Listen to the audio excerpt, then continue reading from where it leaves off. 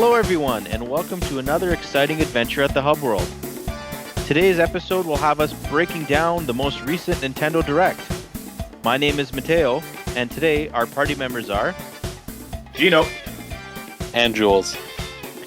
Remember, whether you're joining our adventure from YouTube, Apple Podcasts, Google Podcasts, or Spotify, be sure to give us a like and subscribe. Now, let's get this adventure rolling. Well, before we get into the Direct, Matteo, can I just interject and say there was also a Sony State of Play today? We're like, what, 2/3 of the way there for E3. Why didn't Microsoft have something to show off? I know, right? That being said, I, as the biggest Sony fan here, stay with my powers of Sony that it was not worth talking about. I wanted to integrate it tonight into the podcast. That was my plan. But I'm so disinterested by everything that they showed that I don't even think it's worth talking about or breaking down. But for those of you who did watch it, and for those of you who for some reason think that it was better than Nintendo, which you're wrong, just to recap, Tekken 8 got formally announced, which we already knew. There were some other small Japanese games, such as one called Rise of the Ronin, which is a Team Ninja samurai game, and Project Eve got renamed to Scarlet something. I don't remember what it was. And then they showed off the new limited edition God of War DualSense 5, which looks really cool. They showed off a story trailer for God of War 5, which also looks really cool. And they, give us a security of they're sticking with that release date for November. I'd love to have a podcast about God of War, either closer to or after it releases, which I'm sure we'll do. But tonight, sorry, Sony, our focus is Nintendo. We have been waiting for this Direct for months. The fact that it's been since February, since the last general Nintendo Direct, where Nintendo shared their own first-party announcements. Like, it's crazy how long it's been. And man, did they deliver. Like, I thought this is a really solid Direct from beginning to end. Yes, we'll probably joke about it later that there's a lot of games that have farming mechanics that were shown in this Direct. Oh, gosh. But jokes aside, I think Nintendo really delivered. It was somewhat worth the wait. And there's a little bit for everybody. Like, there's a lot of games I'm really excited for. Like last Direct, when we talked about it, there was a lot of stuff there, but there was a lot of stuff that I didn't really care about. But this one, like, I'd say for the most part, almost everything first party that Nintendo showed, I'm really interested in. Yeah.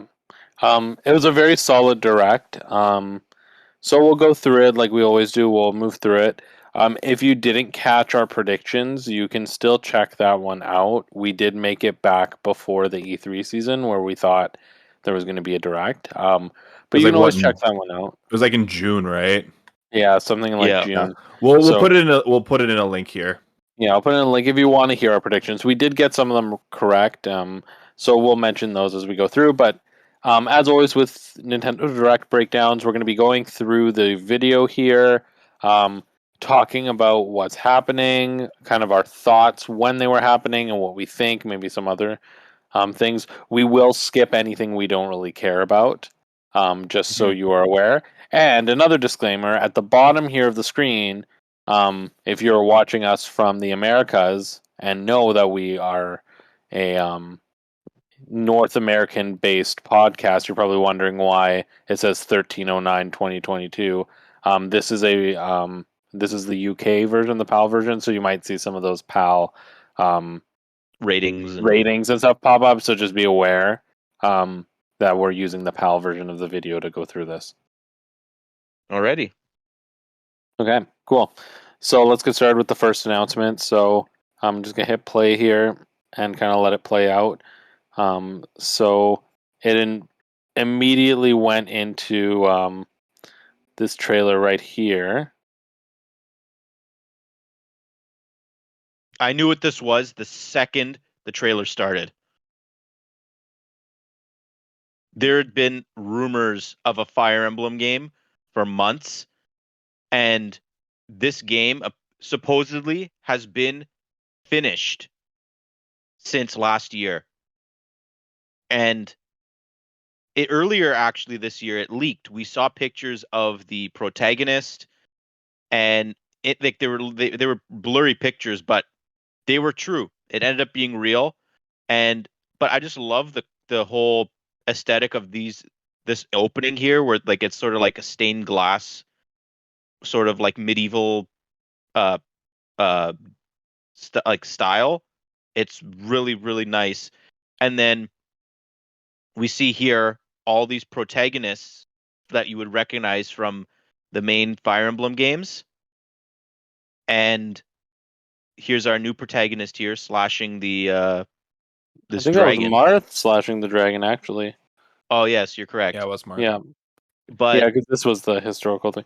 But yeah, there's a lot here, and yeah, like Matteo said, this game did get leaked, which honestly, I'm surprised how much this game got leaked. Like those images we saw back in the day were real, and that doesn't happen a lot with Nintendo games outside of Pokemon.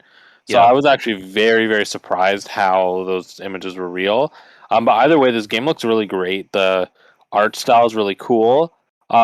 But what's interesting, and I don't know if this will be the case, of course, we've only seen a bit, but this game looks to be more like intimately focused. Like, at least right now, it seems like there's going to be less characters than we're used to because the primary role of the game or the primary change is going to be this engage mechanic, where the characters link up with past heroes and like change their classes and learn abilities. So I wonder if they're going to go the route of having less playable characters to foster more of a just kind of like build your characters the way you want kind of thing.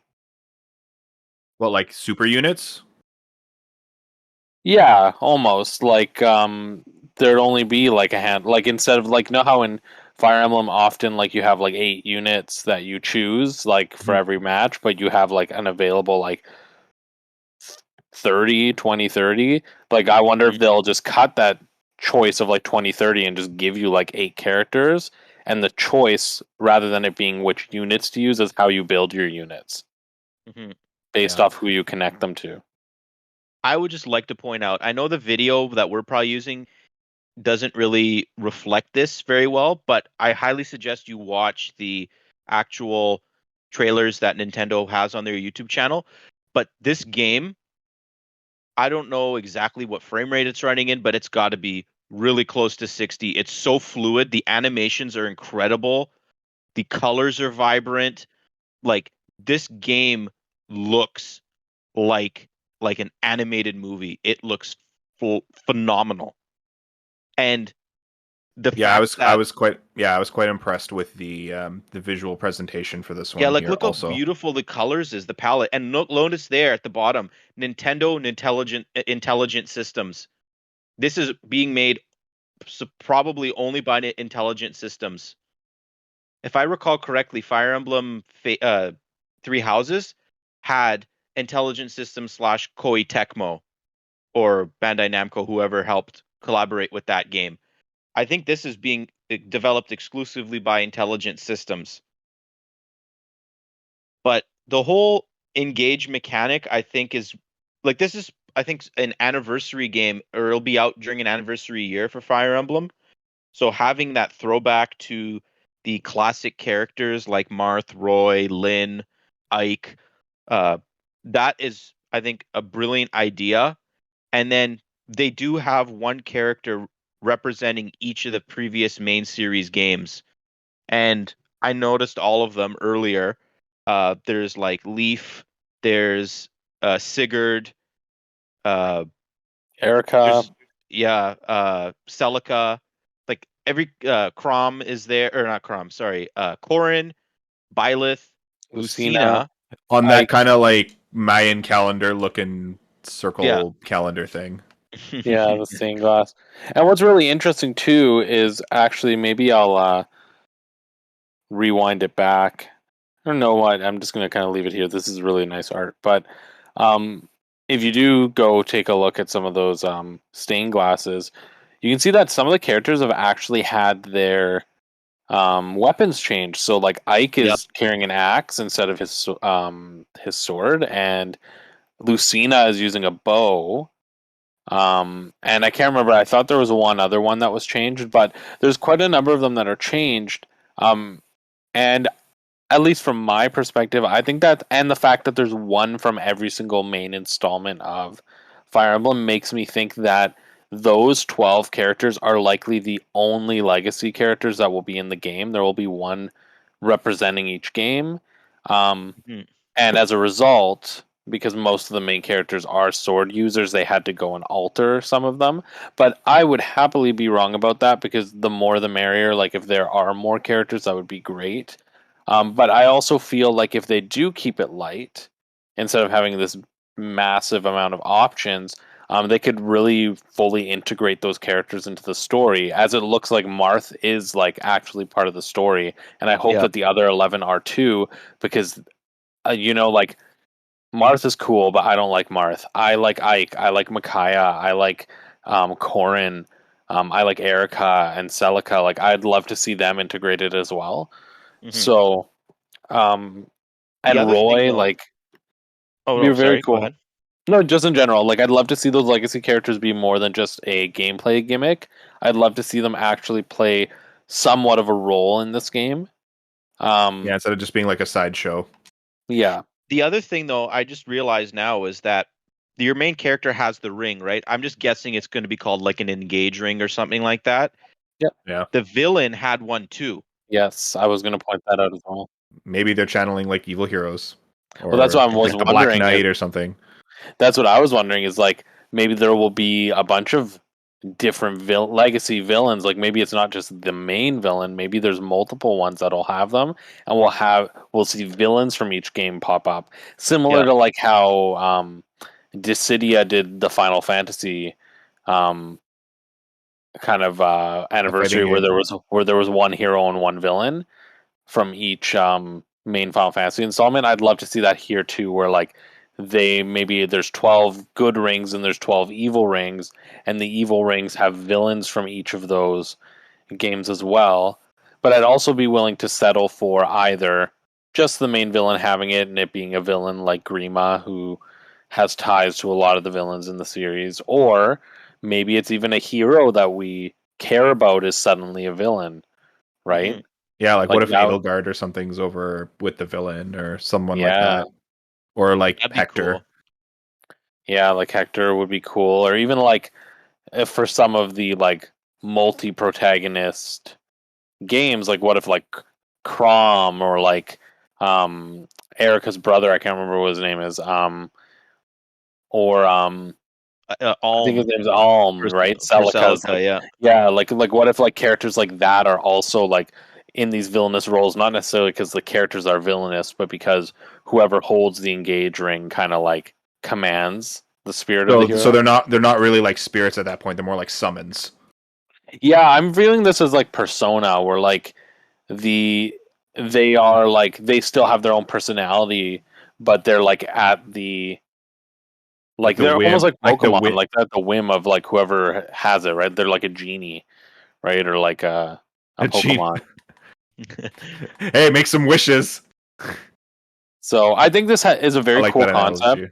I think it's like, don't get me wrong, it's contrived, and I'm sure it's going to be like, the story is not going to be like the most grounded as many of, like, not that Fire Emblem is particularly realistic, but it's fairly grounded. Like, this one will probably require a lot of suspension of disbelief, but I'm all for it. I think this is a great gameplay mechanic. I think it's a great celebration of the series.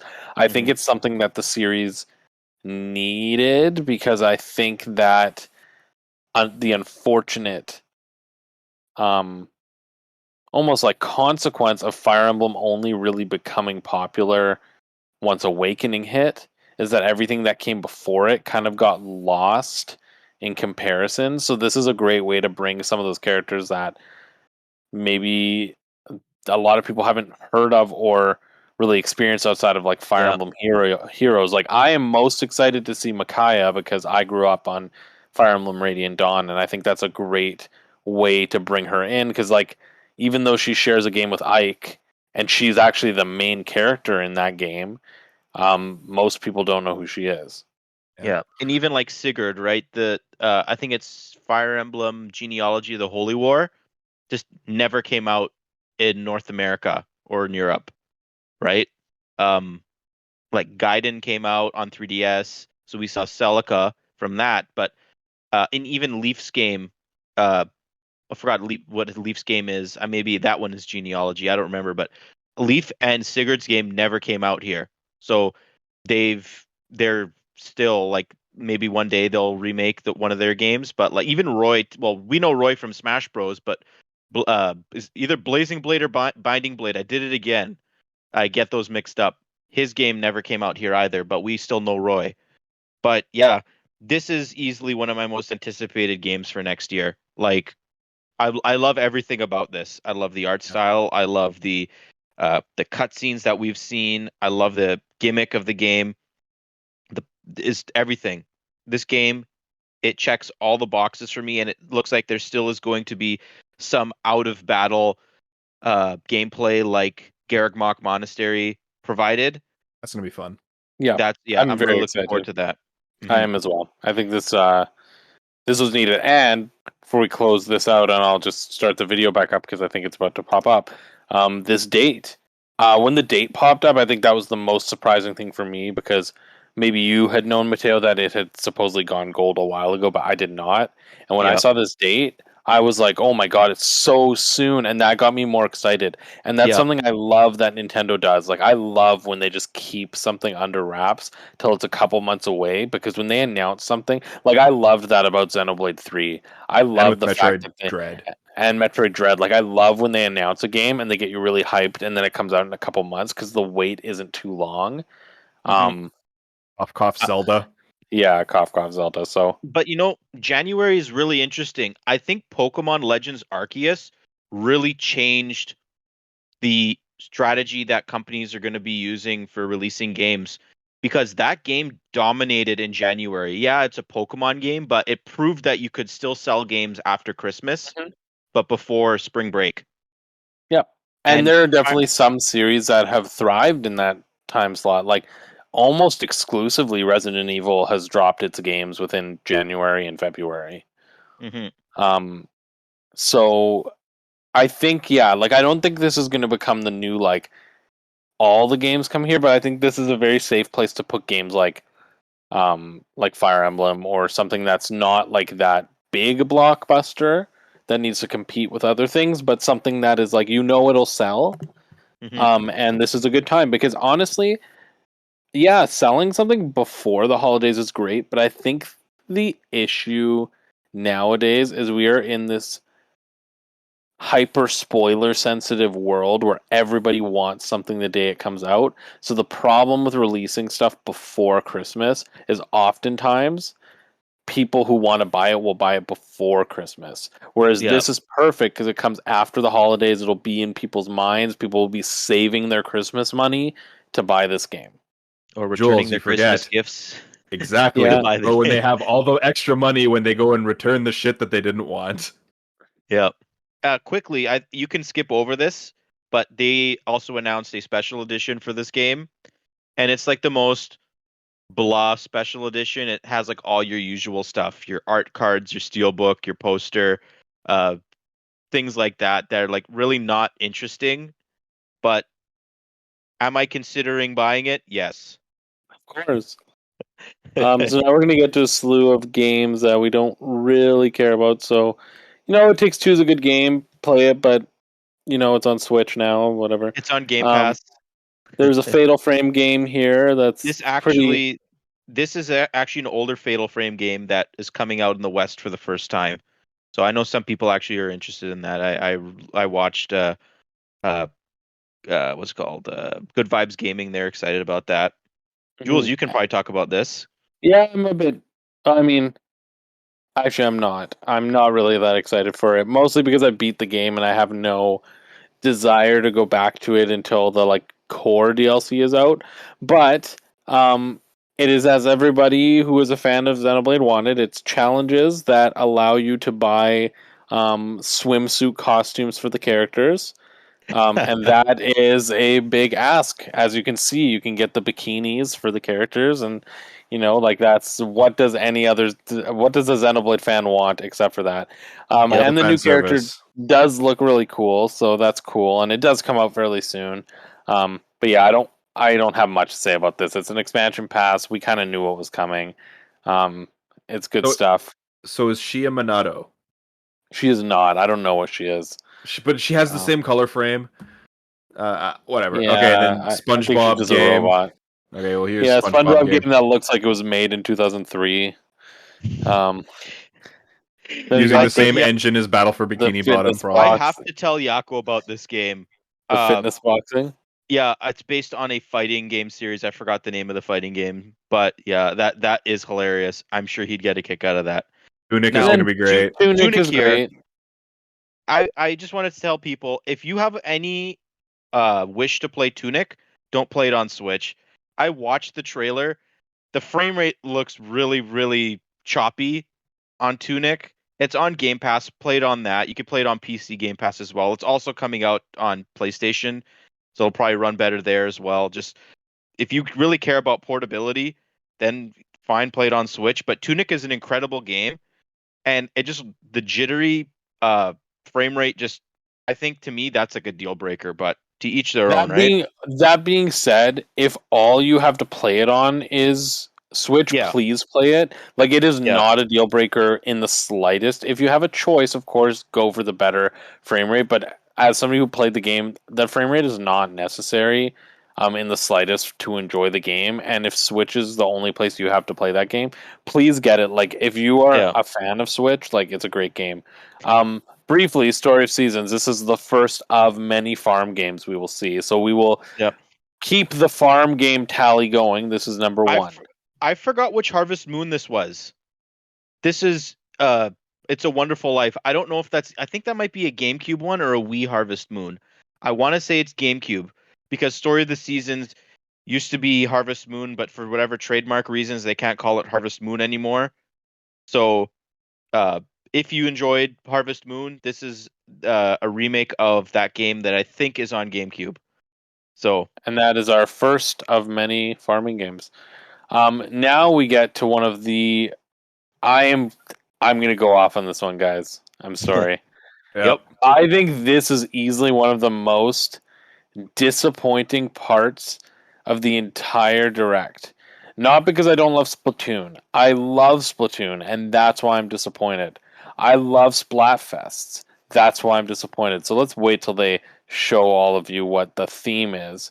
So historically, the theme of Splatfest, because it used to be 2 things, right? It used to be like famous 2 things, so like ketchup or mustard, or like Autobots and Decepticons, sun and moon, or like night and day, or like Autobots, Order and Decepticon, Chaos. Order and Chaos, like things that were like counterparts. And so when they changed it to 3, I thought that was a great idea. Like, now you can do famous trios, and they started with a really good one in the preview one where it was like rock paper scissors. It's like, great. Now this is not a Splatfest. This is not 3 things. This is a random question pulled out of nowhere. What would you bring to a deserted island? And 3 random answers to it. Because these are not the only 3 things you can bring to a deserted island. And so, in my opinion, this is by far, in all my years of playing Splatoon, the worst theme for any Splatfest. And if this is indicative of how they're going to do Splatoon 3 Splatfests, I am very, very, very upset. So I just hope that the future Splatfests are not just some random question and 3 answers. Because then it could just be like, what do you want to do today? And then the 3 answers are like play, work, and sleep. Like, I'm sorry, those are like, I don't want stuff like that. Give me the Triforce things. Give me power, wisdom, and courage. Give me like red, blue, and yellow. Be when Zelda comes out. Yeah, but give me like red, blue, yellow. Give me sword, shield, and magic wand. Give me like solid, liquid, and gas. Yeah, solid, liquid, and gas. That would be good. But with this, gear is clearly the best decision, because you can use your gear to get you food and you can use your gear to have fun. Like, to me, gear is the obvious choice. I think gear is going to win. That's my prediction. Yep, make it happen, people. Hub World fans, you know what to do. Team Gear, let's go. I'll tell you why I'm going to gear. Because fun, if I was going to bring fun to a deserted island, I would bring video games. And ain't no way in hell I'm bringing Splatoon 3 to a deserted island if this is the Splatfest. So, wow. I'm going with gear. Savage. Alrighty. So we'll move on from this very underwhelming Splatfest. So we don't need to hear about it. They talk a little bit about how we're also going to be getting some new Splatoon stuff soon. Like I like those knitted sweaters. Yeah. This next game, I saw the Square Enix pop up, and I was like, okay, what could this be? And then I wasn't really paying attention a ton, but then I started to see the 2D HD, and I was like, could it be Octopath Traveler 2? And then lo and behold, it did pop up, Octopath Traveler 2. Now, I was also very excited. Yeah, so I played this game when it first came out. I loved it. I lent it to Gino. He loved it. It's just like, Octopath's an incredible game. Now, I know, Gino, you had wanted to say something about one of the pictures here, so before I get into my thought, I'm going to wait till we get there so you can just make your thought. It's I think it's just after this part here. We briefly... Oh, here it is. There you go. When I first saw this, I thought that the merchant was flipping everyone off. Because he's kind of got like that smug attitude, and he's got a finger raised. I'm like, oh, what? I had to do like a bit of a double take, and by the time I had noticed, it had gone on to the next little bit. So I just thought I'd share that and ruin this photo for everyone. Well, speaking of the classes here, what I found very interesting, and I didn't notice this the first time I watched it because I was texting my friend because I was so excited, but I started to notice it's the same classes, which I actually really like. I think that gives it a very clear connection to the previous game because it doesn't look like it's set in the same world. It doesn't sound like it's connected story-wise, but by saying like, hey, we are telling a different story but with the same like subtype of people, but they're also very, very clearly like different. Like the apothecary seems so much more serious than I can't remember what his name was, but the one from the first game, and like yeah, he was a lot more like, I'm gonna go help the world, and like very almost like Sora from Kingdom Hearts to a certain extent. Just and same with like the scholar, like he seems so depressed, and I'm just like, wow, that's so different. So I kind of like that connection. Now, as someone who has viewed Octopath Traveler sort of from afar, I'm not really. It's not my type of genre. I really appreciate the HD 2D art style. I think that's one of the best art styles in gaming, right now. Looking through this trailer, it almost seems like it's a little more modern of a setting than the original Octopath Traveler, at least like with the fashion and some of the technology. That's just like a very sort of really opinion of someone who's not really familiar. Like just from my memory. I thought there was like trains or something. Yeah, I thought there was like trains and stuff too, like adding to that. Like it's a different kind of environment, right? Mm-hmm. Yeah. It does look like it's a little bit more industrialized than the previous one, if I'm remembering correctly. But it has been a while. But that's something I noticed as well too, with like the clothing and even just like the way that the characters portray themselves. It does look a little bit more modern in that sense. But like these are incredible. Like, I mean, I don't know about Octopath Traveler 2, but first one is an incredible game, incredible story. And the first one very much was not transparent from the very beginning that all of the stories would intersect, although they ended up doing so. And this one is a lot more forthcoming with that. So I think that there's going to be more meaningful connections than there were even in the first one, which is great to hear. Also, this is the very first game on Switch from this developer at Square Enix, where they're not giving us a demo, like now, to give feedback. It's the first time. That's true. They did it for Octopath 1. They did it for Bravely Default 2. They did it for Triangle Strategy. But this one, I was surprised. I was like literally waiting after the date for them to be like, and available today on the Nintendo eShop, the demo, and you can provide feedback and blah, blah, blah. And then there wasn't. I was like, wow, they're very confident that they did a good job.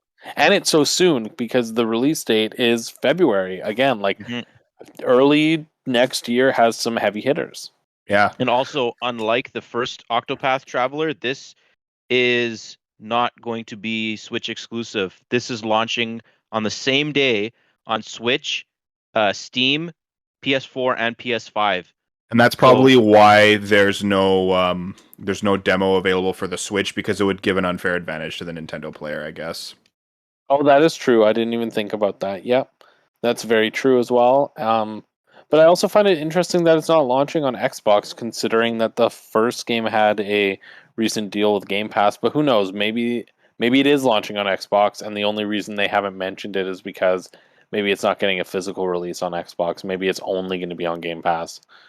Yeah. I wouldn't be surprised if it came to Game Pass for PC. Yeah, that's also true. Okay, any last thoughts on Octopath? Or I'm just really excited to sink my teeth into like a nice, rich RPG again. It's been too long. Yeah, and it'll be nice to play it alongside you this time, Gino, because the last one is like I played it, then you played it, and then like we kind of talked, but like there was that disconnect. But it'll be fun to play side by side. And I know for sure if they structure it the way that they did last time, I'm going to do what I advised you to do, which I didn't do, because what I had done in the first game is I tried to play through all 8 stories simultaneously. But the way that the first Octopath game worked was the first character you pick as like your main character, you can't remove them from the party until you beat their story. So as a result, my main character was way over leveled compared to everybody else. Whereas when I talked to Gino, I had advised him that I'd read online, do 4 character stories concurrently so that they all stay at the same level. And then once you beat all 4 of those stories and you unlock your first player and you can remove them from the thing, then you do the other 4. And I'm going to be doing that for this one. Yep. There was also one thing I'm hoping for Octopath Traveler 2. Remember, like after you do all the basic 8 jobs and you can like combine them into like there's more complicated jobs that they can have later on. I'm hoping that we have a few different super classes, or if we have the current like the traditional super classes that we had before, maybe we have like a few more just to spice things up a bit, or if they just update the like some of the spells and things like that, because like it would be nice to like, yeah, we're having the same classes, but something that makes them a little more different than last time. Yeah, I would love that too, which we already saw a bit because they have those field abilities now at day and night, and they have a different one. Mm-hmm. But I would love for them to take a little bit of inspiration from Bravely Default, and rather than it being like these are the 8 classes and then there's super classes at the end of the game, have it like these are the 8 starting classes, and you learn like there's significant characters you meet throughout the journey that you adopt their classes. Yeah. And so I would love for there to be, like for the job system, for there to be a wider variety of jobs. I agree with you on that one. But yeah, so that's Octopath Traveler 2. And just like that, we now have big Switch games in January and February for next year.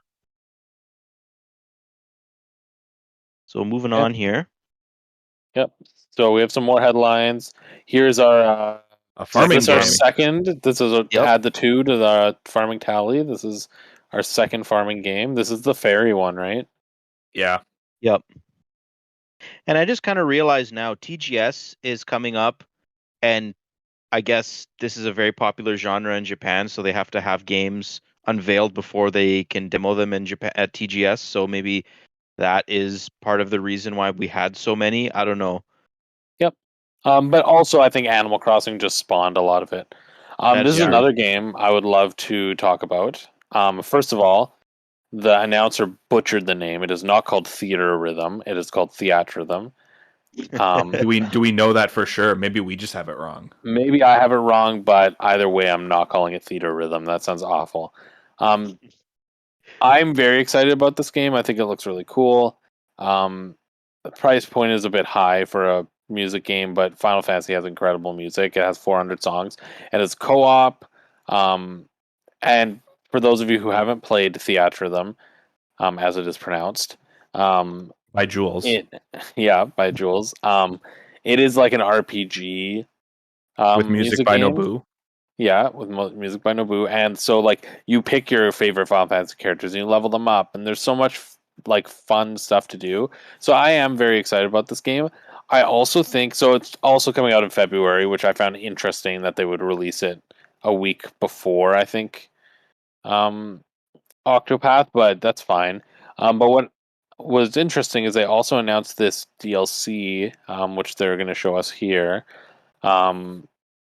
This is kind of what they did in the last game too, where like they had series from like other Square Enix series. So you have Nier Saga, you have Octopath Traveler, and you have Live Alive, and there'll probably be other ones. Like there will probably be some like Chrono ones, and that's what they had last time. There probably won't be Kingdom Hearts because Kingdom Hearts has its own rhythm game, but still, that's great. Now they're pushing like Smash Bros level.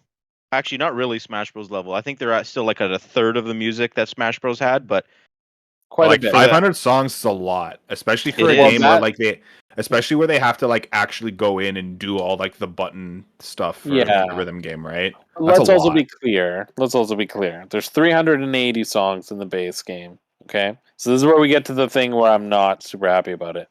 Base game's a little hefty. Okay, $66 in Canada is a bit pricey for Theatrhythm. I can live with it. I was interested in the digital deluxe because I was like, you know what? I'll buy the digital deluxe. Like if the base game is like whatever, like 60, then I'm sure the digital deluxe is something like 90, and then I can have all the songs.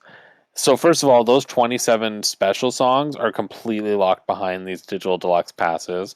You cannot buy them individually. Like you'll be able to buy some of the other songs. The other thing that sucks is the premium digital deluxe, the highest one in Canada, is like $135. It's a little bit too much for a rhythm game, and then the other one is like 100. So I personally I don't care about Nier music enough to care to buy anything beyond the base game. But if you are a big fan of Square Enix and Square Enix music, and even maybe some music that's beyond Final Fantasy like Nier, they do offer you to just buy single songs. I did it for the previous Theatrhythm. I bought some Chrono Trigger songs that I really liked. I only bought specific ones. By the way, this is the best rhythm game on the market, and I can like strongly say that Theatrhythm is an incredible rhythm game, not just because the music from its source material is some of the best music in gaming, but also because the gameplay is just very fun and there's a lot to do. So I will probably pick this up.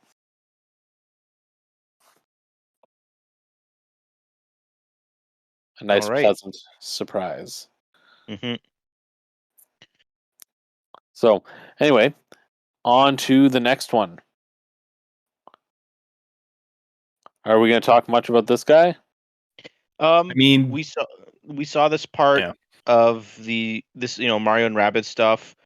Maybe instead of talking about this, we can talk about what happened in the Ubisoft Forward from Friday, because this is basically the same stuff that we saw in that presentation. So obviously this game looks incredible. It sounds incredible.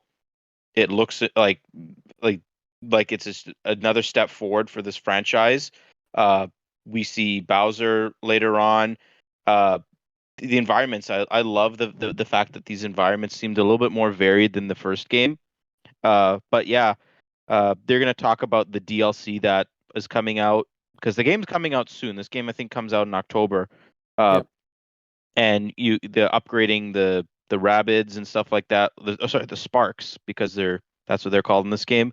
But the big thing that they actually didn't mention in this direct is that Rayman is going to be a playable character in the DLC pack, the big story pack that is like equivalent probably, or will be equivalent to the Donkey Kong DLC from the first game.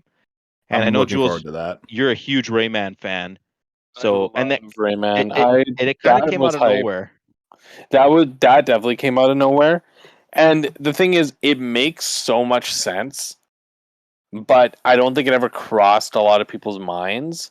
But it's like the perfect character. Like, if you ask me, I don't think there would have been a Mario character they could have said, like, here's who we're focusing on. That would have been more hype. I was personally expecting two different things because they did the Donkey Kong expansion. So I was like, okay, who could they do this time? Well, the only one that makes sense to me is either because Yoshi's absent from the main game, it's going to be a Yoshi's Island focused one, similar to what they did with Donkey Kong, or it's going to be like a Wario focused one and be like kind of WarioWare or Wario Landish. That's kind of the general thing I was going with. And when they showed Rayman, I was like, that's a better choice.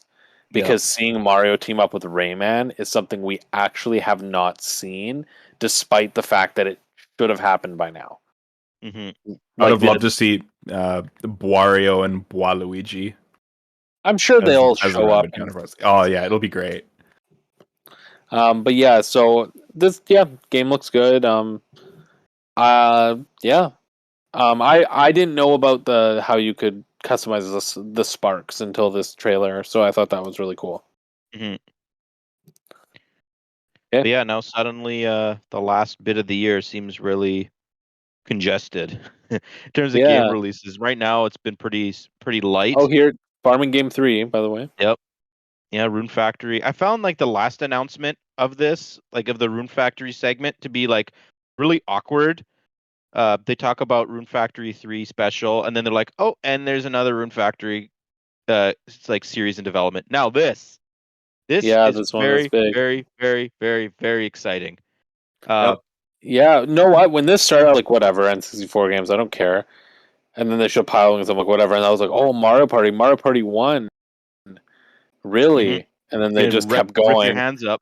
And I was like, no way, they're gonna do 3 too. And this just got me so excited. And just to remind everybody, and Pokemon Stadium's like fantastic games, great mini games. All of the mini games. Oh my god, yes. Mm-hmm. The best thing to remind everybody is all these games can be played online. Using NSO. 1080 snowboarding for Adriano. He's gonna really like that. Excitebike 64, very underrated N64 game, and these are the European box arts. So, but anyways, who needs Mario Party Superstars DLC when you have the original 3 games on N64 and all their content, but with online multiplayer? Yeah. So there's that, and then at this point, I'm screaming Diddy Kong Racing. I want Diddy Kong Racing, but we have. I'm not gonna. I shouldn't say settle for a different Rare game because this is a massive deal, but GoldenEye is like one of the most important games in, I'd say, video gaming in the last 30 years.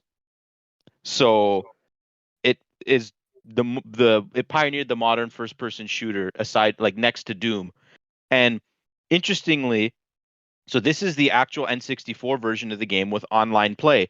After the Direct, Microsoft and Rare announced that GoldenEye 007 is coming to Xbox. If you own Rare Replay digitally, you get GoldenEye for free. If not, it's going to Game Pass for everyone, or you can buy it separately. That version of GoldenEye on Xbox is in 4K. It has achievements. It's got all the modern upgrades that you would expect Microsoft to give a game. But surprisingly, it does not have online play. Yeah. And you know why that is the one with online. Well, you know why that is. Well, it makes sense because the game itself is not programmed to have online play, right? They can't go in and alter it because if they go in and alter it, Rare doesn't completely own the rights, right? Like, I'm pretty sure there's more. So I don't think they can actually alter the game. But the thing with Nintendo Switch's online system that's very similar to what Sony has is it's not online play, it's share screening. So what you're actually doing is actually local play. Like, it functions as local play. It's just you're sharing your screen to another Switch, and that's how you're able to play it. So Xbox doesn't have a feature like that as far as I'm aware. So that's probably why they can't do it. So it's like, that's a very clever way to do it if that's the case, because then you're just tricking the game. Yeah, because that's what Mario Kart's like, right? Like we've played Mario Kart 64 online. Like it's just sharing screen, and you can do that with the SNES games too, right? Like you're just sharing a screen, and you're both operating on the same screen. So that's why I think it doesn't have online play on Xbox. But so Jules, if you're able to, could you mind rewinding back to just the list of N64 games before the GoldenEye part? If not, I can just say what I have to say quickly. Oh, that's okay. I'm going back now. So give it a couple secs. So this is where the Japanese Direct kind of differs from the North American one and the European one. So when they show the list of games coming to the system, they have Harvest Moon 64 listed coming next year in Japan, and I believe Harvest Moon 64 also came out here, so we should probably be expecting that game as well. Now, it's September. We don't know which game's coming out this year, but we need a game September, October, November, and December. So GoldenEye is coming this year for sure. And I'm wondering if GoldenEye actually will come out in September or if they do need more time and it'll come out in October. But regardless of when GoldenEye comes, this is a really, really, really impressive lineup. Yeah, we only get one game a month, which sucks. But think about it. You have the Mario Party games and the Pokemon Stadium games are amazing party games. And Pilot Wing 64 was a launch game on the console. And then 1080 and Excitebike are really underrated gems, in my opinion. With Harvest Moon, I think that's really, really good. We still, and now that Microsoft and Rare are still collaborating with Nintendo, we got Banjo-Kazooie already, and now we have GoldenEye. It's not outlandish to think, in my opinion, that we'll get Diddy Kong Racing eventually, Banjo-Tooie, Jet Force Gemini, Blast Corps, like Killer Instinct. Like there are some amazing games that Rare's made on N64. Donkey Kong 64 is coming too. Like that's another one.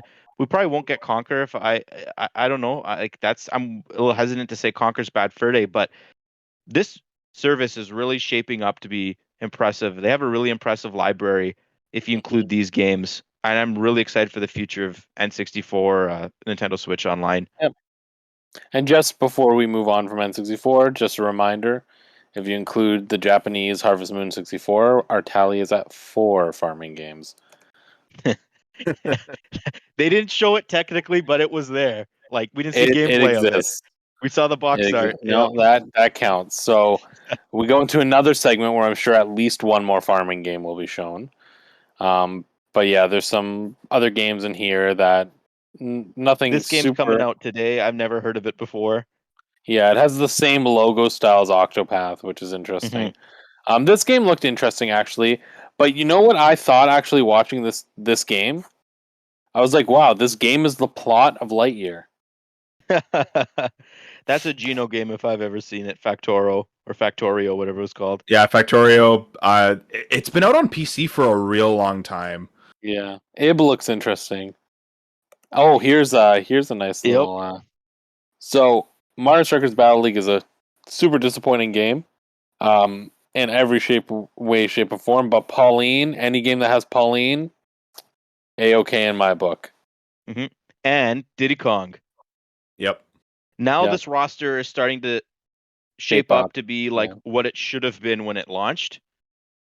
We're getting, we have 4 more characters since launch.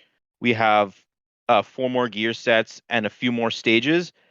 That's an acceptable amount of content for the game that would have been when it launched earlier in the year. But I'm going to go back and play this game because Diddy Kong is one of my favorites, and I think now there's enough characters added to the character pool that you won't have a lot of mirror matches anymore. Like 4 characters being added is pretty sizable. So maybe the Hub World FC might have to reconvene at some point.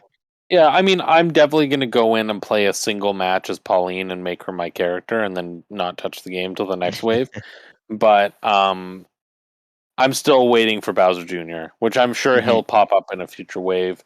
But I am glad to see Diddy back because Diddy doesn't get enough love lately. His that barrel armor looks real cool. Yeah, I like that. That's a really good idea.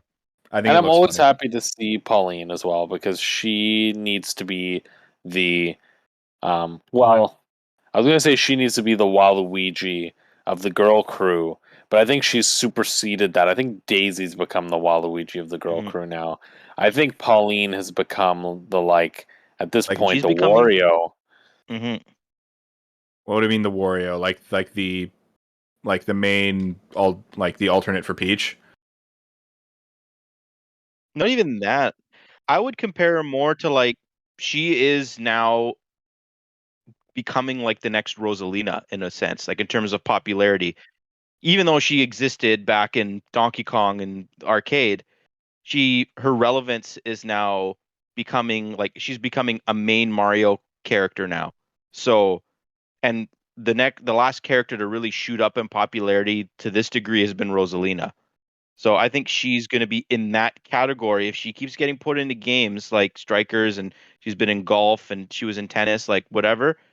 I think maybe you'll be seeing her more in the next Mario Party, just say, or what, Mario Kart. She should be in Mario Kart at And this point. and I'm sure she'll be in Mario Kart. And I guess the reason I put her with Wario is because when I think about the way that you can pair them, one, I'm just she's very popular, and she's kind of the antithesis to Peach because she is Mario's ex-girlfriend. Yep. But also because I ship Pauline and Wario. I think they would have the most fantastic romance. She is a political leader of a large city, and he is the crime underneath.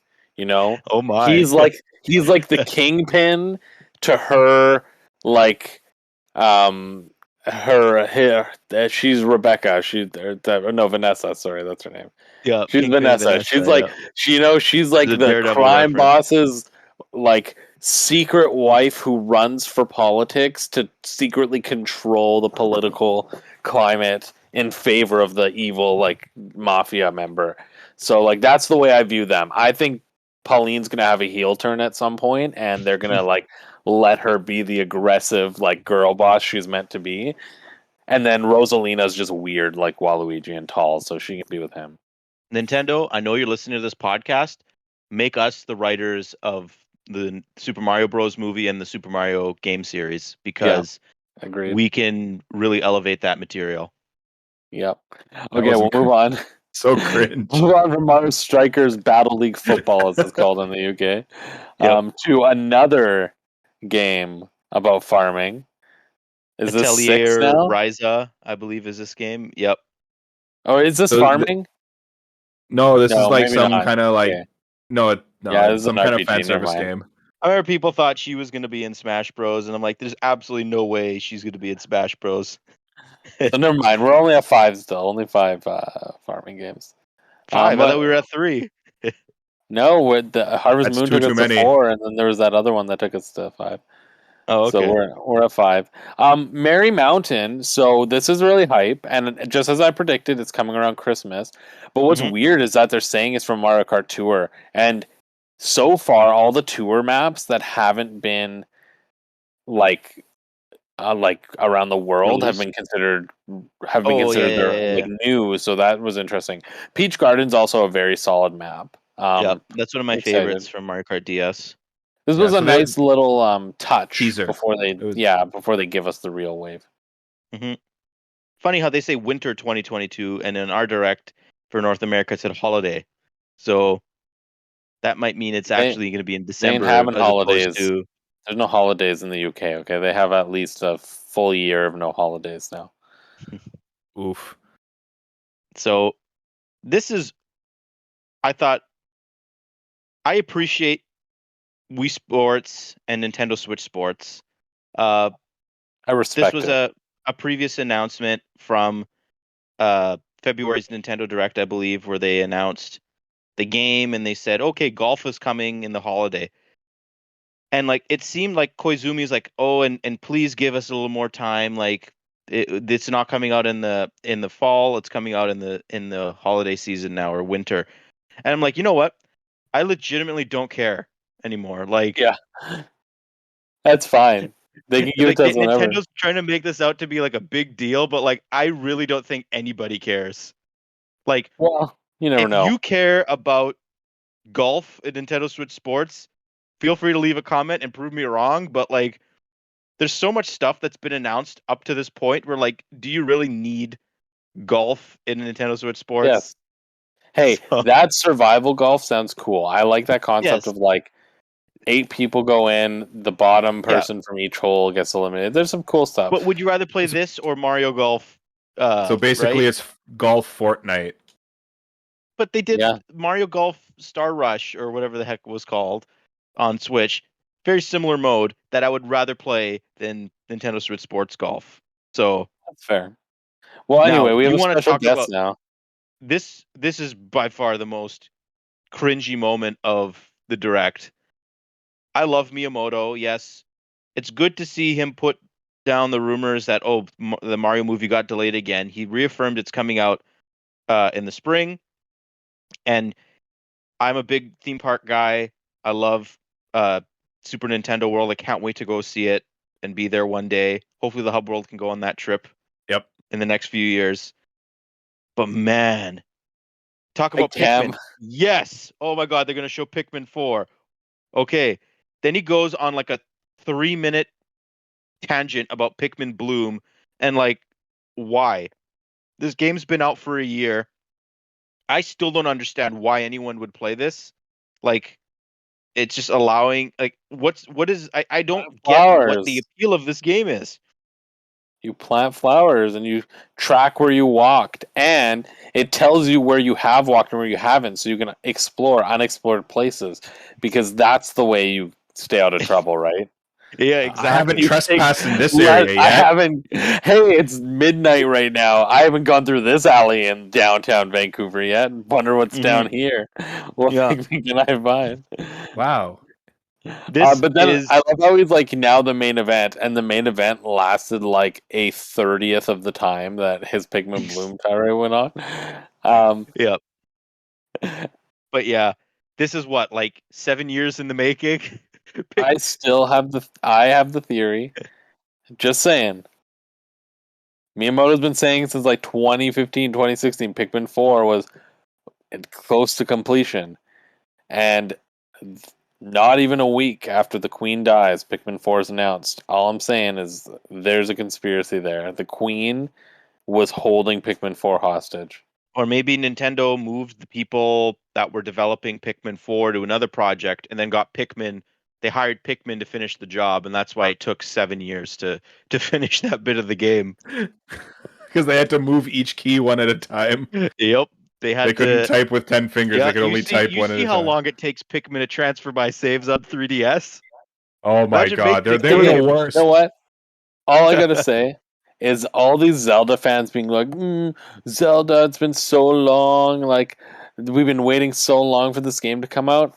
You don't know patience unless you are a Pikmin fan.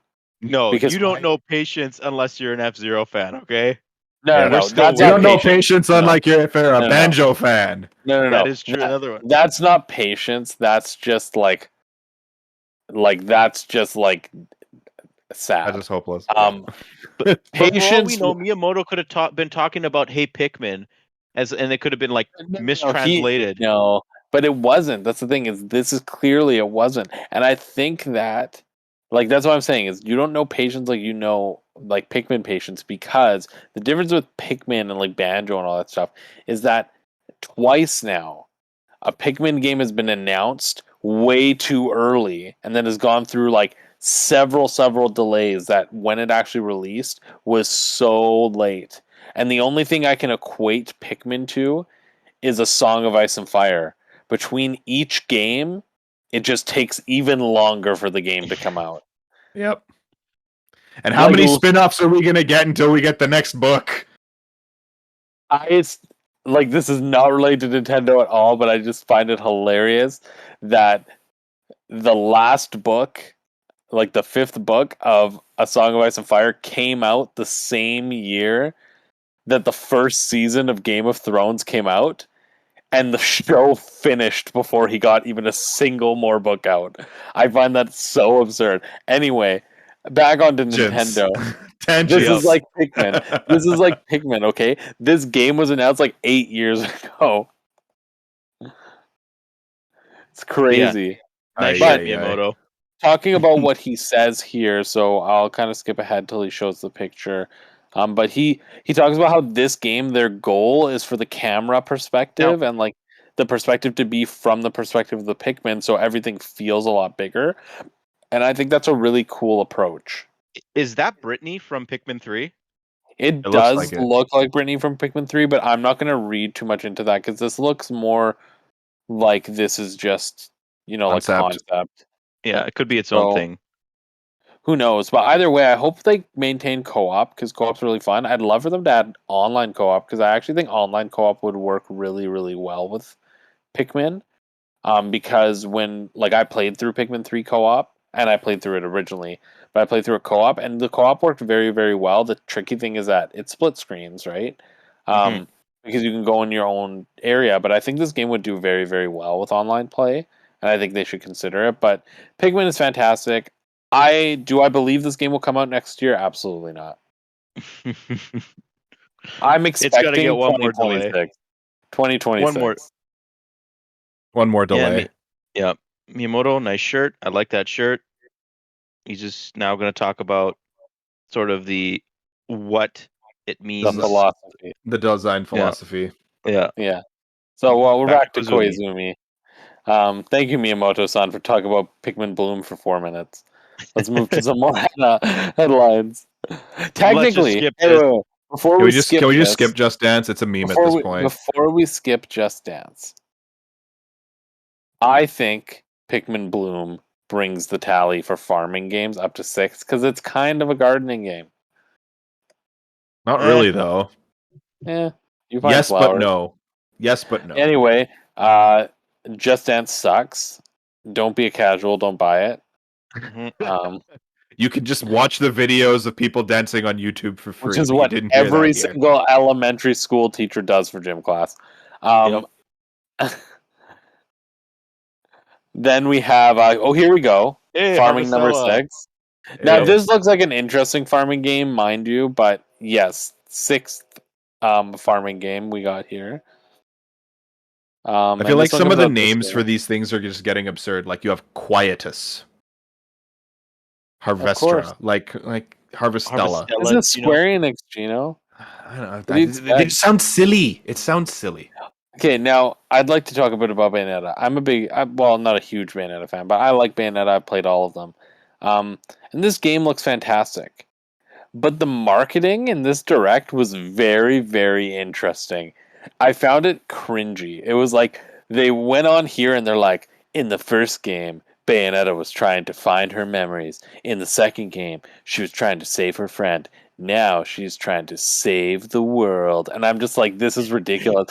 And then they start to talk about her journey has been from focusing on herself to focusing on her friends to focusing on all of humanity. I'm like, this was not needed, at all. It's Bayonetta. It's supposed to be over the top cheese.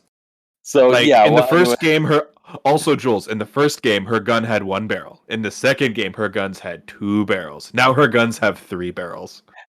Can I also... So here's another aside that's kind of related, okay?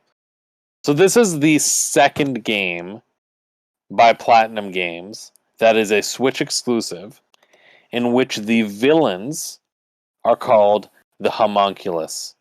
Okay? The other one being Astral Chain.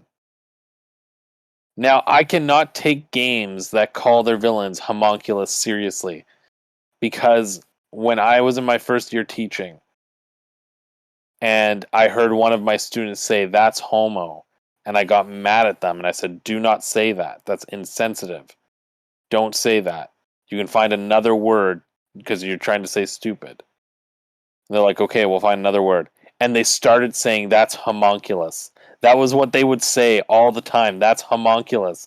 And now every time I hear in a serious context, the homunculus are destroying the city, I can't take it seriously. I just associate the word with Yu-Gi-Oh! Homunculus, the alchemic being.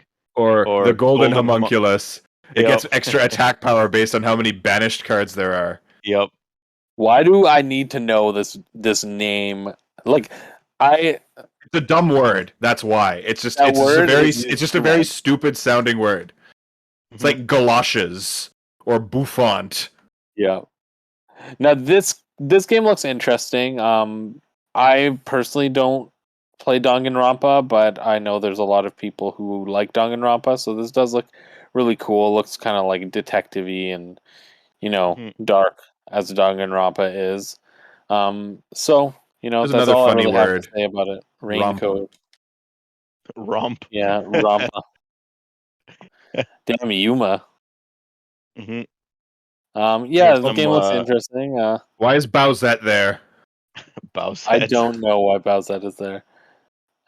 This trailer's going on way too long. I don't remember it being this long this morning, but maybe at this point I was just texting somebody about something. But this is interesting. Resident Evil Village on Switch, alongside not just Resident Evil Village, but you'll see in a sec also Resident Evil 7, Resident Evil 2, and Resident Evil 3. Cloud versions, yeah. So, I mean, great games, but what happens when the server goes down? Exactly. Like from what I hear, the cloud versions are actually decent, but you don't really own the game because there's a artificial time limit on like your ownership of the game. But I mean, like the only way you can 5 years where there's a problem with that. Yeah. You're just essentially renting it. Mm-hmm. The graphics here, by the way, and Crisis Core look fantastic. They also released the box art for Crisis Core after this presentation, and it is a stunning piece of artwork. I'm very excited. Yeah. Did you see the artwork, the box art? I did not, but I will send it to you after the Crisis Core was my first real Final Fantasy game. Yeah. Like I remember playing like Final Fantasy 1 on like a cracked version of it on my Windows 95 PC. Like my dad had a Nintendo emulator or something on our old computer, and I didn't know it was Final Fantasy, and I could never get past the first level. But when I had a PSP, like the first thing I did with like any proper PSP owner was I went to go crack it immediately so I could get all the games for free. I had bought Crisis Core actually, and that game was like the best. It was so fun. I got so into it, and I'm like, wait a minute, why is Cloud here? Why is Sephiroth here? Because like I knew who these characters were, but I had so much fun with that game. I cannot wait to go back. Mm-hmm.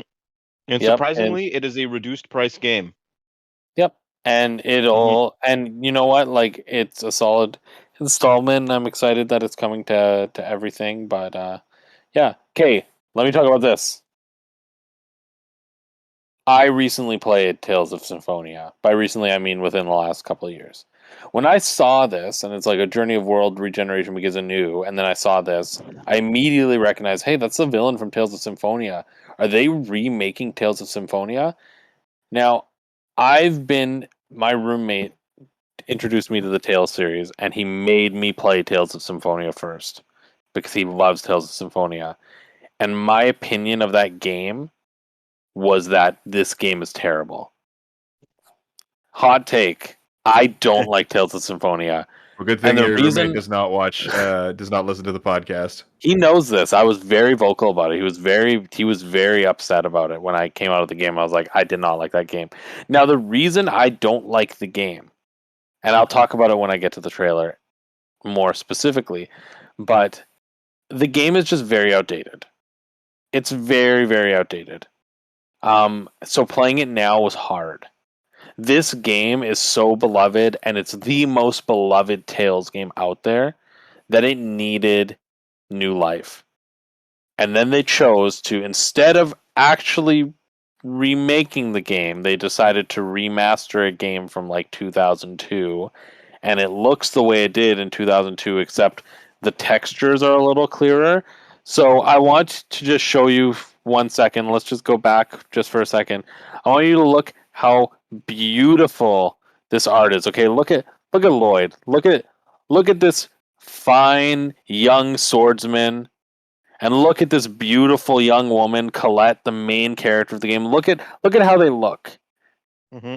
The story is very grand. And so you tell the tale of these two characters, right? Now, the problem that I had when playing this game is that you take those two characters and now they look like literal children. And every time she did something, like she's a klutz, Colette, every time she fell down, my response was this dumb 6-year-old. Like, I could not take any of these characters seriously because they look like literal 5-year-olds. And so it like ruined this game for me.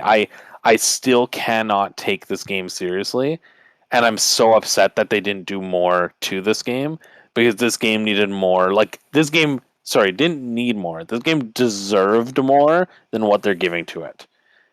Yeah, but then you're gonna have a bunch of people saying, "Oh, they ruined the look." Because I bet you somewhere there's like some diehard somewhere that is saying like if they change the view, like the visuals of this game, it ruins its spirit or something like that. Sure, but at the same time, like if you wanted to play this game like this, you can go play it on GameCube. It's like it's not really that remastered. Like, and this continues a big trend with Bandai Namco recently that they did with Pac-Man Repack and Klonoa, where you're remastering these games, but you're only remastering the visuals. You're not actually like bringing them into a modern era. And that's the thing, is a lot of remasters aren't just graphics. Like a lot of the time there are like quality of life updates or sometimes even like engine changes.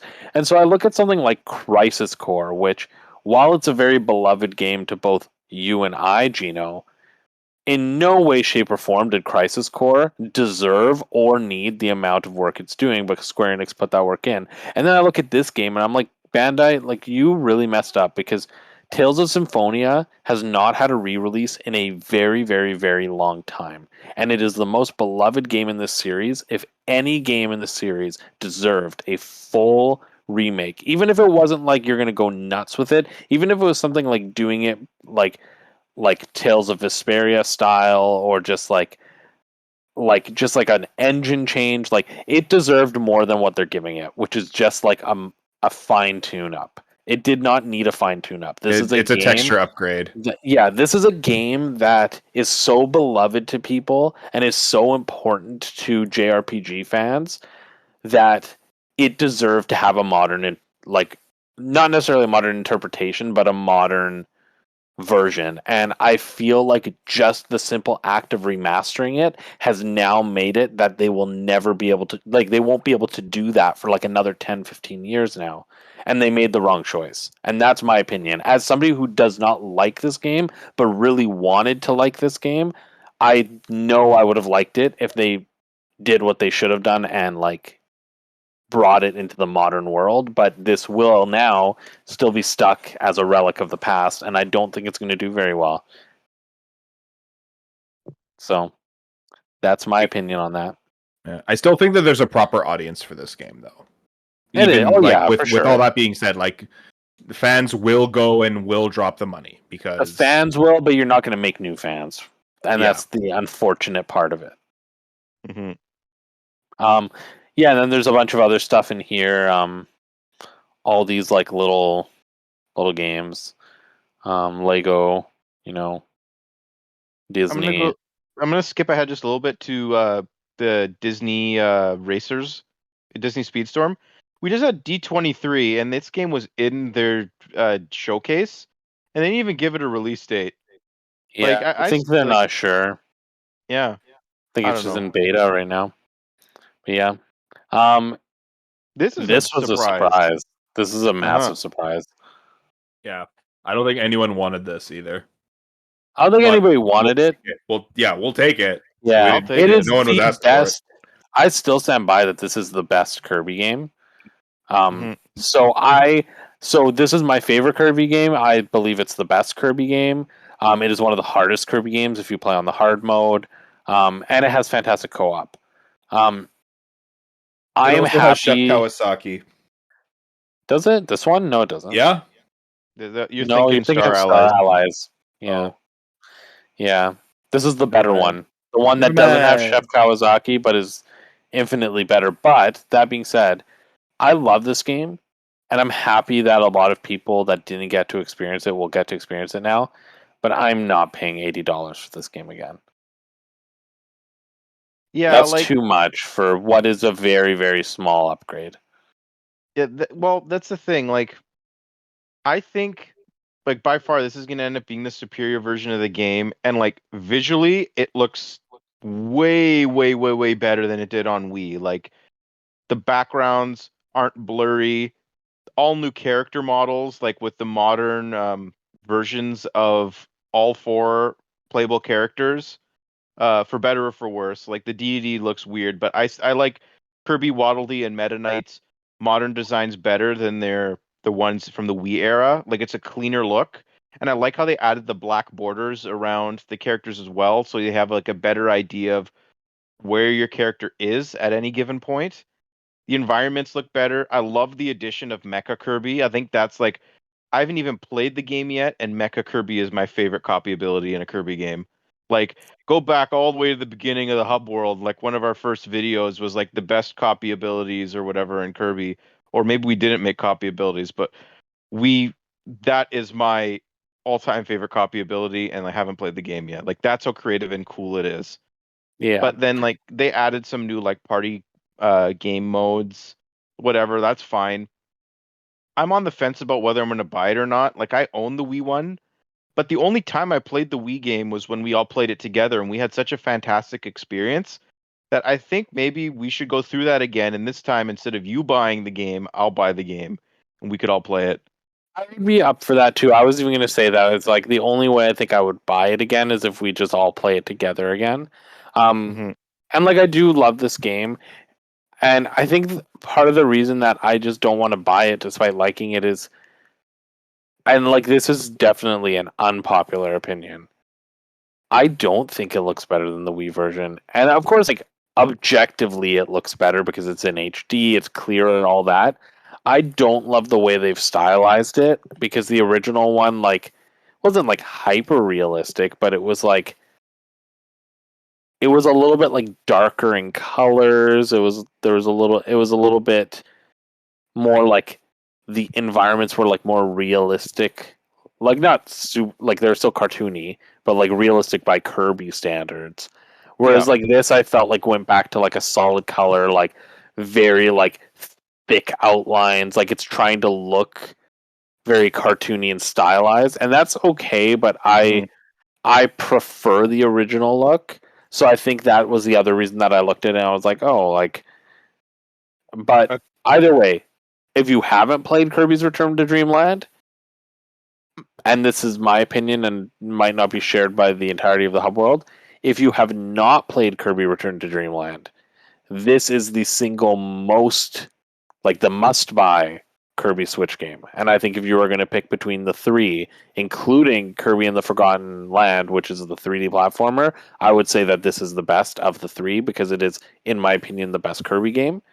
Yeah. But as somebody who has the game and has enjoyed it already, I don't know if I would see a lot of value in the very, very few things they've added. Yeah, it's definitely a strange decision for like a remake of a game on Nintendo's part, but the Wii game Kirby Return to Dreamland actually is like it's one of the more pricey first party Wii games. It's definitely pricey. It's definitely like it is welcome. Like I would have thought of them making this game. Like, but it is something that I definitely will consider picking up. Like so yeah. And just as a final thing to that, too, like Kirby's Return to Dreamland came out very late in the Wii lifespan. And I believe it was one of the last first-party games released, period. Yeah. I don't think there were a lot of copies. Yeah, no, actually, I think it came out after Skyward. I will fact-check that in a sec.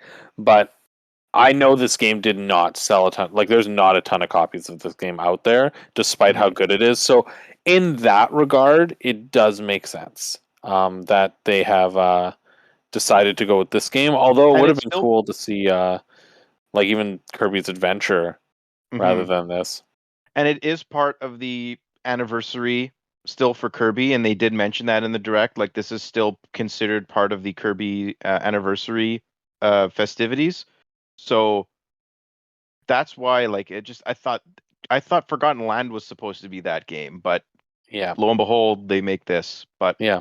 And just to respond to Gino's fact check, he was correct. This game came out 1 month before Skyward Sword, but I believe then Skyward Sword must have been the last one. Yeah, I think Skyward near was. the end. Hmm. Yeah. So, but yeah, speaking of Zelda, well, hey, before we move on to Zelda, actually, I know that's a good segue. Last little epilogue. We got Kirby's Return to Dreamland, a late Wii game remade. We got Skyward Sword, a late Wii game remade. Give us Mario Galaxy 3, Nintendo. Or sorry, Mario Galaxy 2. We need it. Okay, anyway, speaking of Zelda, we have one final announcement here. At this point, I will tell you what I was thinking. Koizumi's like, we have one more thing. And I literally told myself, it's not going to be Zelda. I'm going to be disappointed. They're going to show something else. Like, I actually was like at the point where I'm like, I don't think it's going to be Zelda because I was so convinced there were going to be Zelda remakes that I was like, I thought there'd be a whole Zelda segment. So I convinced myself that it wasn't going to be Zelda. And even when the trailer started and it very clearly was Zelda, I was still like, this isn't Zelda. This isn't Zelda. This is something else that looks like Zelda. Yeah, that's how in denial you were. I'm like, this immediately is Zelda. The particle. I didn't want to effects believe it. I was like, no, this is gonna be some other crap. That's gonna be a Chozo, and this is gonna be Metroid. And then I saw the Bokoblins. I was like, okay, it's Zelda. Okay, it's Zelda. You gave in.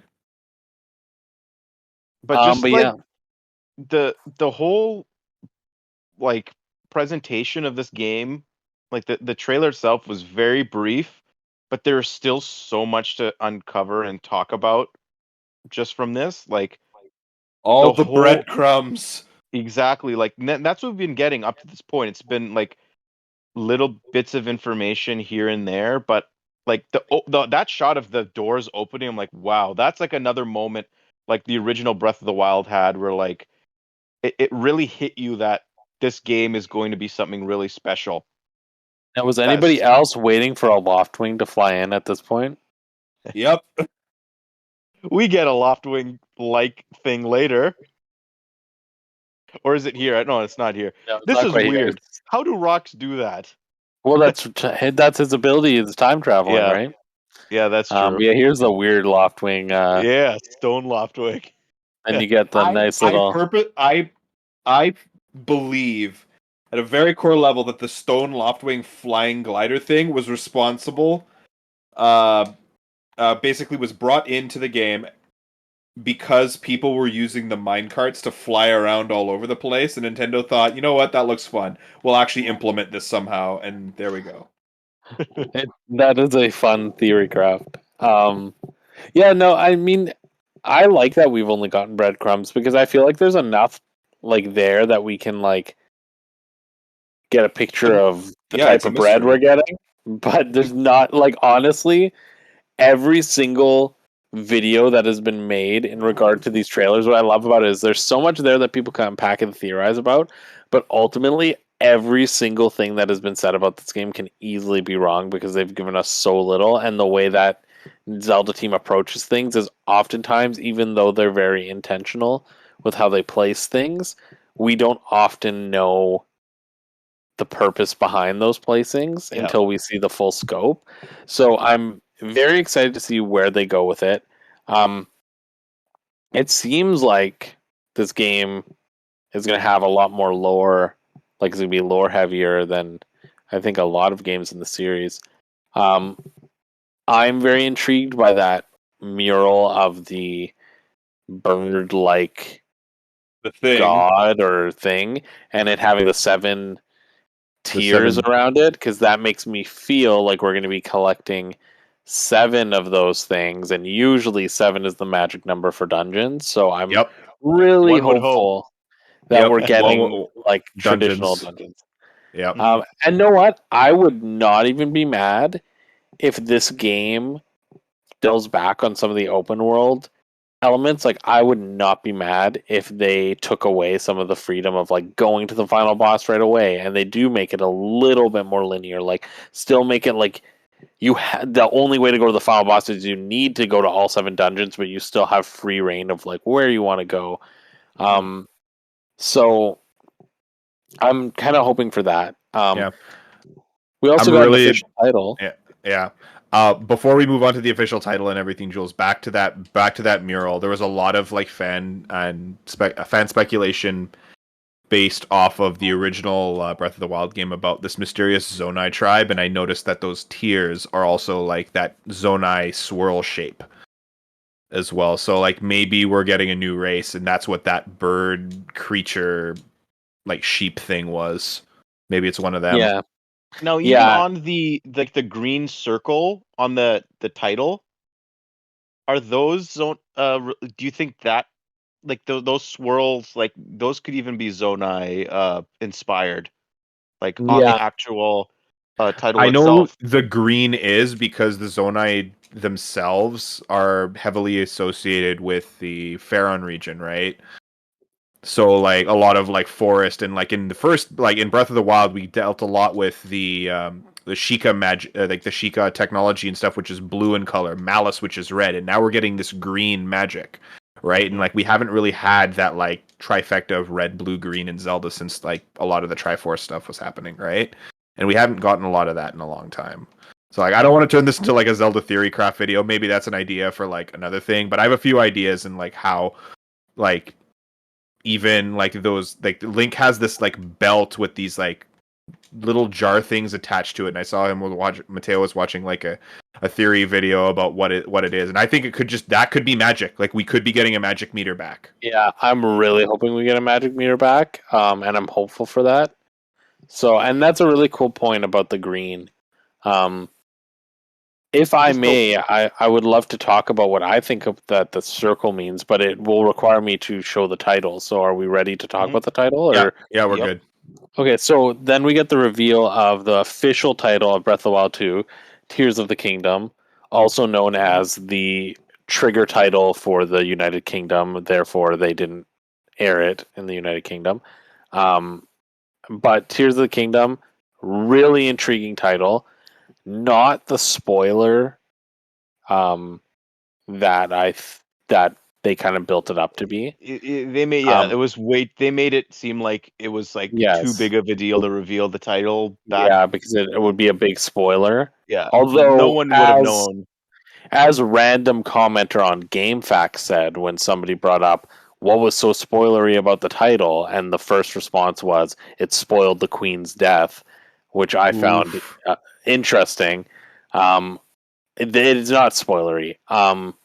But my theory around all this, and I've said this in previous Zelda videos before, is I really do think that Skyward Sword being remade and released between Breath of the Wild and Tears of the Kingdom was intentional. I really do believe that Skyward Sword, Breath of the Wild, and Tears of the Kingdom are acting as somewhat of a trilogy to this conceptual idea of framing the Zelda timeline under something larger.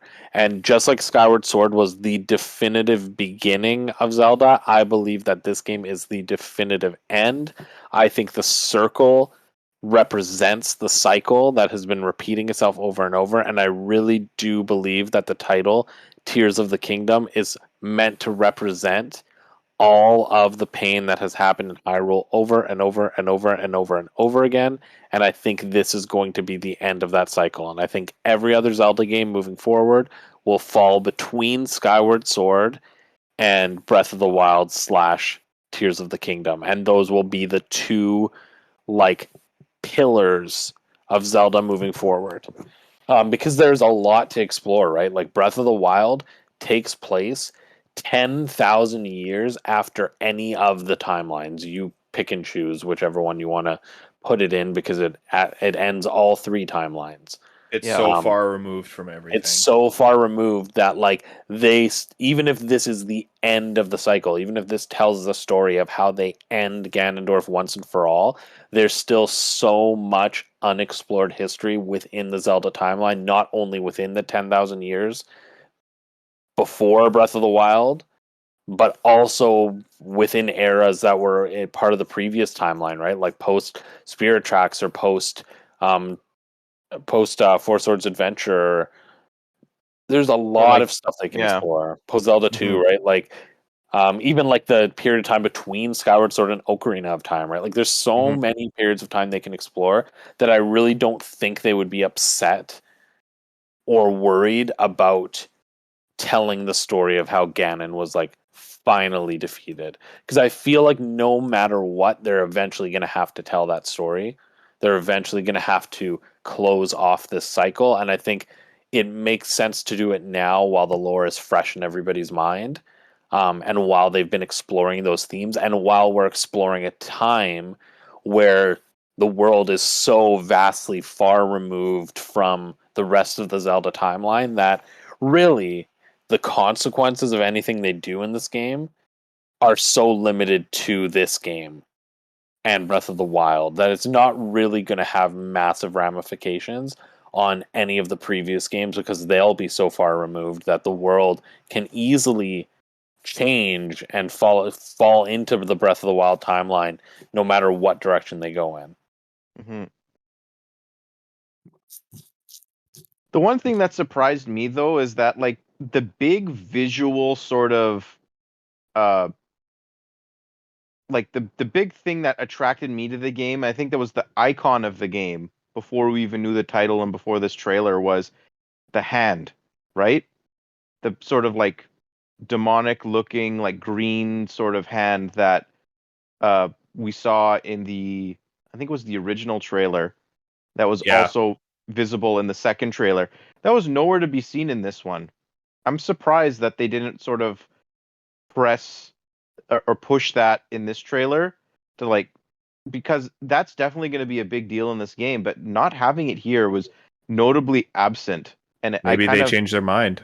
and like I felt also the trailer was really short. Yes, it had a lot of information, but still, would I have liked to have a little more info? It's been a really long time. Like, throw us a bone in a little bit. Like, I don't know. That's just my little nitpick. Like, and even like this game will be incredible. But at this point, where we are right after this direct, I'm honestly more excited about Fire Emblem just because, like, I know like they'll probably do another direct at the beginning of next year, like they always do, or like maybe Zelda will have its own dedicated direct, or maybe they'll show something at the Game Awards for this game.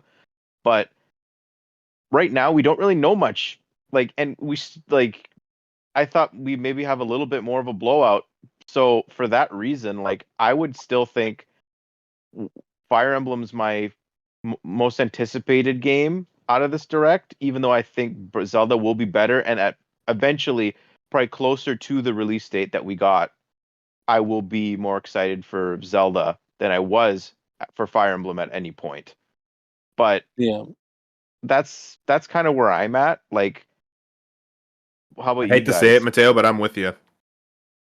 Like we've known Breath of the Wild 2 was coming for Tears of the Kingdom? Got to get used to saying it. Oh, I know, but it triggers Jules and that's why I do it. So It doesn't trigger. Oh, no, it doesn't Yeah. trigger. No, no, don't get me wrong. I'm not triggered by that because you know the name of the game. I'm not triggered that people call it Breath of the Wild 2. I'm triggered that people make excuses for not wanting to learn the title when it's a culmination of 4 words. And 2 of them are the same as Breath of the Yes, Wild. of the yeah. yep. Anyway, we've known about this game way longer than we haven't. And a game like Fire Emblem can be announced and released before we get anything that we can really sink our teeth into.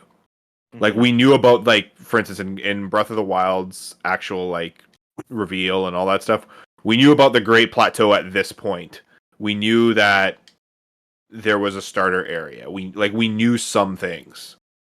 Like we had gameplay footage that was like, okay, here's someone talking about a specific area, and we're gonna go walk through. Hey, you can chop this tree down to make a bridge, right? Hey, you can tackle the dungeons you can tackle the areas in any which way you want. You can go right to the final boss if you want. Like we knew a lot more. But that's the thing. Like this game, I think, is gonna really like the mystery of Tears of the Kingdom is gonna be the thing I think that they're gonna really hold on to, keep to their chest. I don't think we're gonna get that gameplay blowout or the story blowout that we did get with Breath of the Wild. Like, remember, Breath of the Wild was the only game at that E3 of 2000, what was it, 2016? So Nintendo came to play that day or for that show. That was their only game. Everyone's eyes were on it. They had to have a substantial showing. We're not going to get that. Like, this game's not going to have a demo period before it's released, probably like from like a big show, and it's not going to have that spectacle event probably that Breath of the Wild also got at the Switch unveiling. So, in a way, I think that's that's the key to this game that's going to make it really, really exciting, is that it's not going to have the same ramp up for the advertising and marketing. So if they really want to, they can like essentially show us nothing because the game is going to sell itself. Being the sequel to Breath of the Wild is alone going to make this game insanely successful and popular. So yeah. And also, I think the release date, if you skip ahead, Jules, to the release date, I think like sometime in March, right? And it's May. No, it's in May. It's still within that spring window that Nintendo gave us. Yeah, it's a little bit later in spring, but I still think this is a solid release date in May, just before summer. School's sort of winding down. There's going to be like not too many games come out in May historically. So it also acts as a warning for all the other developers saying, hey, we're giving you the Zelda release date. Move your plans. Stay out of our way. It'll be like Elden Ring, you know. They won't care. But that's the thing, though. Like, I think it's smart that they give people this much time to prepare. Like, that's if the game doesn't get delayed, knock on wood. But I think... I'm knocking. Yeah. I don't think it's going to at this point. I don't think they would have given us a date if they weren't ready this early if they weren't 100% sure about it. But yeah, they're on track. I think this is a really good idea to release it at this time. People are now going to start talking about hardware. Like, is a game going to launch with hardware? Yeah. But if this is running on a regular Switch, then I got to say that is impressive. Yeah. And we'll see what happens with the hardware. They've had how many years to optimize like the Switch? Like, they know, like when they were launching Breath of the Wild, they were launching it on the Wii U and the Switch, a console that they didn't know what its limitations were yet. They now are very well, like the Switch is in a very comfortable position. The developers know what the hardware can and can't do. And it's kind of like at that sweet spot where like we were with like the Wii, right? Where like people knew what it could do, and then that's when like the tail end of the Wii, when like all these amazing titles came out and everything was polished. Yeah, and I think that's the thing, is like it's incredible to think this, but this game will come out over 6 years after Breath of the Wild. Is it over 6? It was 2017, right? Breath of the Wild, or yes, yeah, 2017. Over Switch, yep. 6 years after, and in any other console lifespan, this would have been either the last game or not even been on the console. Like 6 is already an absurd lifespan for a console. So I personally would be very, very, very surprised if there is not some kind of Switch hardware upgrade coming, because I know that Switch, like, realistically, they could ride the current Switch model another 4 years, but it's already obsolete though. Yeah, well, it was obsolete when it launched, but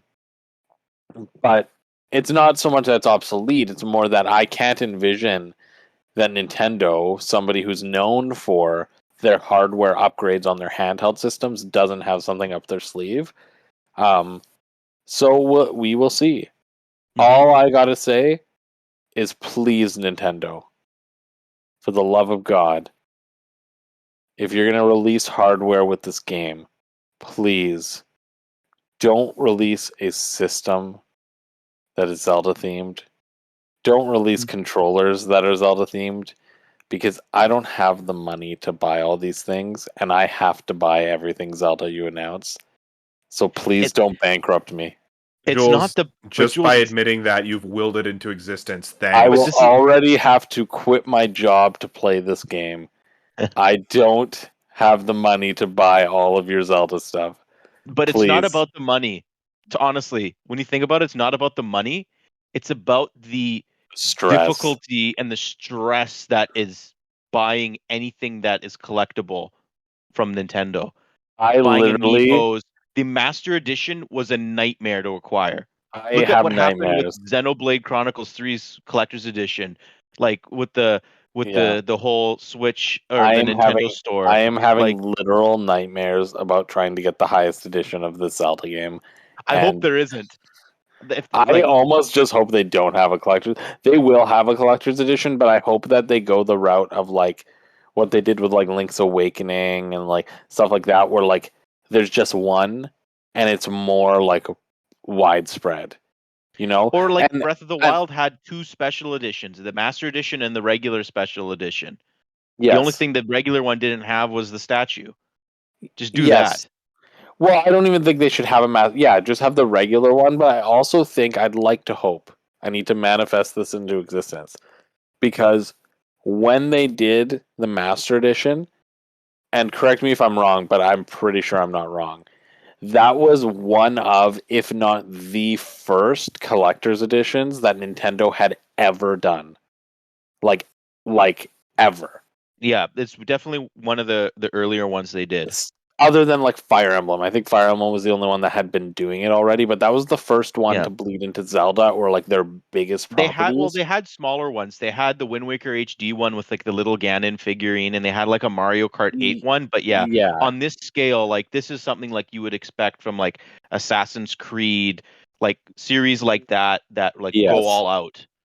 So that was one of the first ones, so I'd like to tell myself that because it was one of the first ones, they didn't exactly know what they were doing, and they underestimated how much it was going to sell, and so they didn't make as many, because since then, things like the Link's Awakening Collector's Edition and like some of the Fire Emblem ones, and like they've been a lot easier to get. The only one that was a nightmare was Xenoblade, but that was just because they only put it on the store. But so if they only do one special edition and it's at all retailers, I can envision that I will be able to get it. But if they do anything else, I don't know. So we'll see. Let's not think about this. This is giving me anxiety. Oh my god. Anyways, are you guys happy with the Breath of the Wild? Or sorry, not Breath of the Wild 2. I caught myself. The Tears of the Kingdom coverage, like shall we wrap things up? Well, last thing I will say, just as an addendum to Tears of the Kingdom, is I know a lot of people were anticipating Wind Waker HD and Twilight HD being announced today as well for this year. Prime. And Metroid Prime. But I want to speak specifically to Zelda. Fear not, Zelda fans, for Wind Waker and Twilight Princess HD are still going to come. I want you to think logically. We have like almost every Zelda game on Switch now, except for Wind Waker HD and Twilight Princess HD, and some of the 2D ones that they could remaster. But once Tears of the Kingdom drops, we still have another 4 probably years of Switch lifespan, and there's no way in hell Nintendo wants to have a 4-year drought of Zelda games. That Wind Waker Twilight HD is coming after to pad out those years without Zelda games.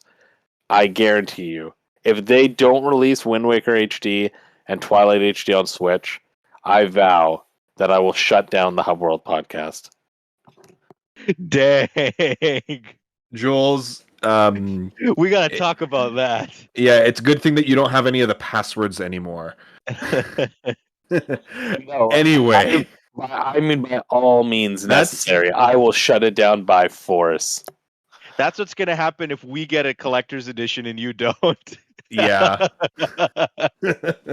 Yeah, I won't be as passive as I am. Them's is real fighting words there. I won't be as passive as I was with Ezlahad. I will walk into your home and I will literally steal it. Like literally end a friendship over that. I will walk in and fucking take it by force. Yep. Anyways, well, we're laughing about this now, but I'm a little bit scared and like low key worried that you're serious. Anyway, that brings us to the end of today's quest. If you liked what you heard here today, hit that like, subscribe, or follow button below. If you want to contribute to the conversation, let us know any ideas you have for upcoming quests, or just let us know what your thoughts are. Leave us a comment, we do read all of them. Anyway, that's it from us here at the Hub World today. We'll see you next time. Matteo. Microsoft, make a new Banjo game. See ya, everybody. Nintendo also bring over Diddy Kong Racing.